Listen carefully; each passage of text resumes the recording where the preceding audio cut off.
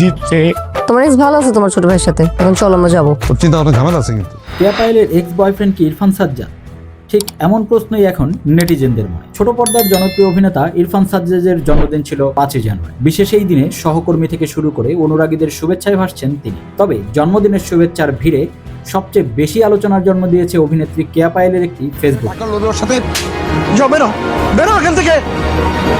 ইরফান সাজ্জাদের সঙ্গে একটি ছবি পোস্ট করে কেয়া পায়েল ক্যাপশনে লেখেন, শুভ জন্মদিন আমার এক্স বয়ফ্রেন্ড। ব্যাস, এই একটি লাইনেই শুরু হয়ে যায় কৌতূহল, জল্পনা আর হাস্যরসের ঝড়। পোস্টের মন্তব্য ঘরে যোগ হয় মজার রস। অভিনেতা খায়রুল বাশার সেখানে মন্তব্য করেন, মেহেরিন, তোমার এক্সকে শুভ জন্মদিনে উইশ করছো ভালো, কিন্তু এসব ছবি যেন আমার সামনে আর না আসে। ধরা পড়লে কিন্তু বিপদ আছে। নাটক কম করো প্রিয়। এই মন্তব্যের পর অনেকের মনে এই প্রশ্ন, কেয়া পায়েলকে মেহেরিন বলে ডাকছেন কেন খায়রুল বাশা? আর সত্যি কি ইরফান সাজ্জাদ কেয়ার প্রাক্তন প্রেমিক? আসলে পুরো ঘটনাটি একটি নাটকীয় মজার প্রেক্ষাপট থেকে তৈরি।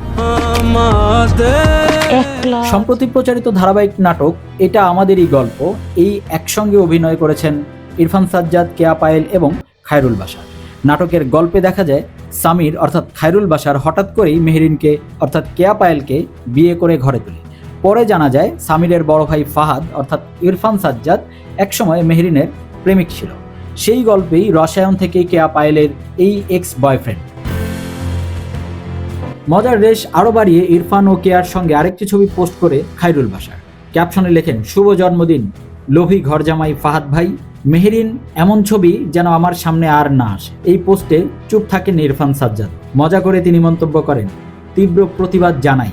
উল্লেখ্য, পারিবারিক গল্পে মোড়া নাটক এটা আমাদেরই গল্প পরিচালনা করেছেন মোস্তফা কামাল রাজ। এতে আরও অভিনয় করেছেন নাদের চৌধুরী, মনিরা মিঠু, ইন্তেখাব দিনার, সুনেরা বিনতে কামাল, দীপা খন্দকার সহ আরও অনেকে। নাটকের পর্দার গল্প এবার যেন বাস্তব জীবনেও এনে দিল একরাশ হাসি আর অনুরাগীদের জন্য বাড়তি দিন। তো আপনারা যারা এখনো এই নাটকটি দেখেননি তারা কিন্তু অবশ্যই ইউটিউবে গিয়ে নাটকটি দেখতে পারেন। আর যদি ভালো লাগে তাহলে অবশ্যই আমাদের ভিডিওটিতে কমেন্টের মাধ্যমে আপনাদের মতামতগুলো জানান, ভিডিওটিতে লাইক দিন, শেয়ার করুন এবং চ্যানেলটি সাবস্ক্রাইব করে আমাদের সাথেই থাকুন। ধন্যবাদ।